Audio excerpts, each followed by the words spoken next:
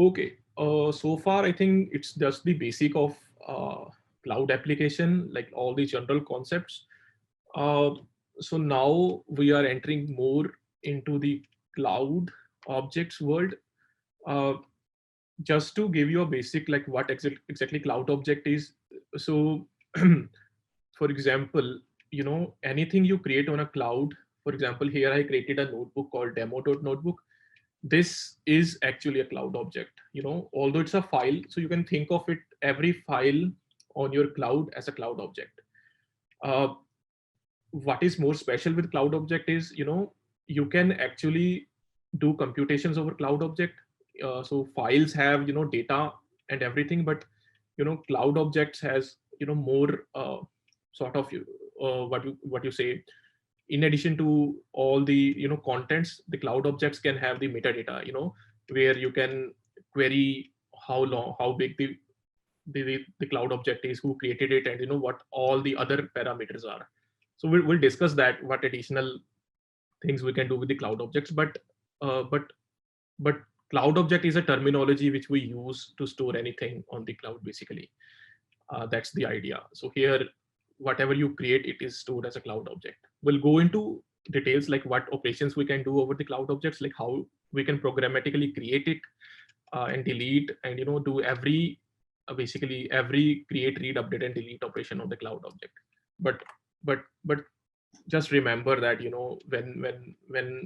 when you came across a cloud object, it's basically, a file, or directory, or anything which we store in the cloud is is basically described in terms of cloud object.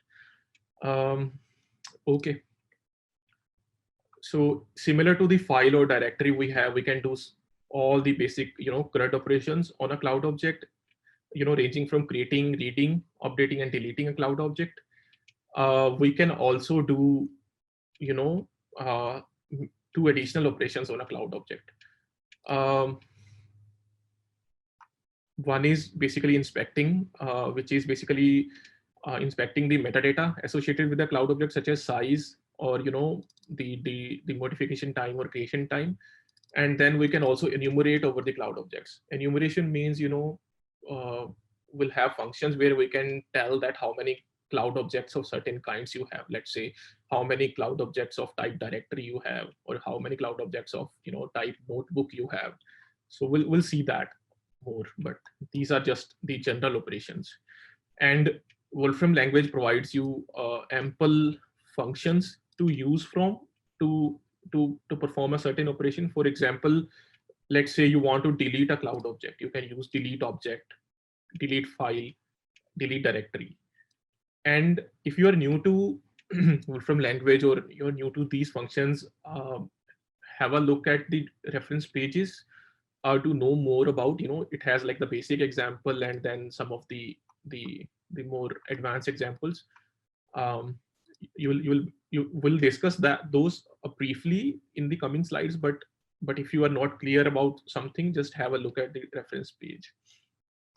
um, right, so all these, we, for all the operations, we have, one or more cloud functions which do certain specific operations. In the coming slides, like, we'll go through these operations, like, cloud object specific operations, and we'll see, like, how they behave. So the idea is, uh, these are these functions you should know before you create any application on the cloud, right? uh,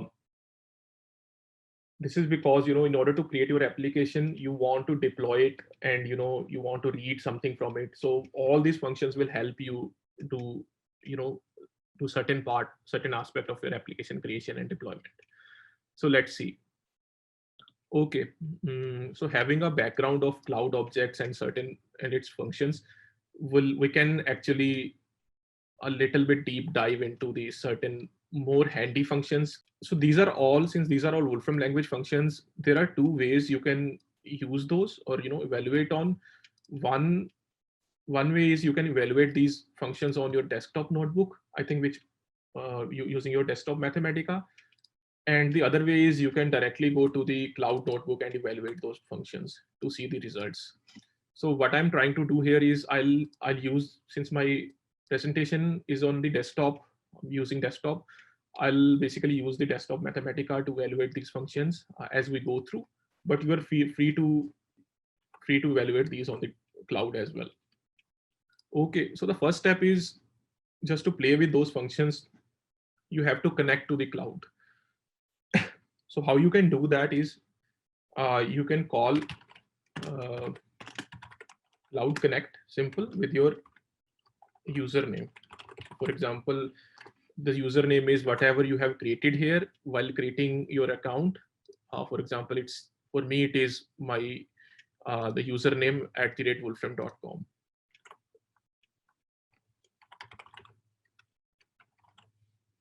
So when you evaluate this, it will basically connect me directly. But if you are not already connected, it will ask you a password. For example, let me just disconnect everything from cloud and connect again. So you will see this type of dialog where it is signing in and taking you to the browser, and since I'm already logged in here, it will detect that and it will basically return my username here. So now you can evaluate basically $cloud connected to confirm that whether you are connected or not. So this tells you that you are connected already. Okay, so this is the prerequisite if you want to connect to cloud from desktop in order for all these Wolfram language cloud functions to work.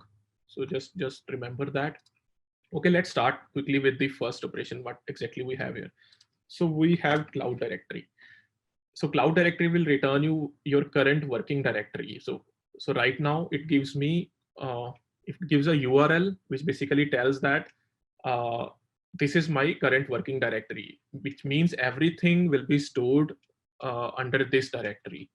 So for example, what I mean by everything will be stored is, if you create a new cloud object, let's say with a given name, this will be the location under this, under my username / that name will be stored under, that cloud object will be stored under this path on the cloud. And similarly, you can check, what is the root directory using this operation. So it gives the same one. Okay, let's move to more interesting stuff. Basically, let's see what this result. So you're saying that you are basically wrapping a name on a cloud object. It means that you are creating a cloud object wrapper called music survey. So when you do that, it gives you a result saying that it's a cloud object with a given name. Notice that the music survey is under my username, which means that it is being created under this directory. But if you click on this URL, what you will see is a 404 page, which says that there is nothing in that one. This means that this evaluation has not created any cloud object. It has basically created a cloud object wrapper. In order to create a cloud object, you have to use other functions like cloud put, cloud deploy, which we'll see. But this is just to give you an idea that it will just create a wrapper and not exactly a cloud object. So you can think of it as a handle instead of something actually being created. Now let's see actually create a cloud directory. So as I said, like cloud object can be a directory or a file. So here we'll try to create a directory just to show you that how to basically create a new cloud object. Okay, so we call create directory with a argument which is basically cloud object with a given name. So we want to create a directory which is called music survey. So let's see what it gives. Okay, it gives basically a cloud object, which is basically what we get here, what we got this. But now if you create this, if you click on this, it will give you a UI which says that this is a given directory, instead of a 404 page. So here you have your directory created under the current directory, which is Damanjit S. So this is your first cloud object. If you have evaluated, this is basically your first cloud object which you have created. Okay, so now let's see. So we have a function called CloudObjects, which we can use to query the number of objects under a given directory. Right, so we have created a directory. Let's see what's inside that directory. We'll use CloudObjects for that. And it gives an empty list because I don't have any file or anything inside that directory. It's an empty directory. So which gives like, empty list here. Right, so let's see. Let's see what does this do. So set cloud directory will basically, change your current directory. So now instead of using the root directory, it will use the music survey directory to create any object from now onward. So for example, if you create a new object, the new object will be created under the music survey because your current directory, I think, is different now. What was the name? Yeah, cloud directory. Let's see. So instead of the root, you will see now your current cloud directory is changed to music survey. Let's see. Basically, the idea here is to show that you can actually change your current directory and work over that instead of basically, using your root directory always. So now if you create a wrapper, it will basically be created, or, under the current directory, under the music survey directory instead of the root. Right. Okay. So you can also create another directory or a handle with the same name inside your current directory. So see if you have a new music survey handle which is under your music survey directory. So there is no limit that you can't use the same name. This is another handy short form where basically you can create, if you want to create something under a root directory, you can use / at the start, and your cloud object wrapper will be returned under the root directory instead of the current directory. This is just a handy short form basically. You can also build cloud objects URLs using the file name join.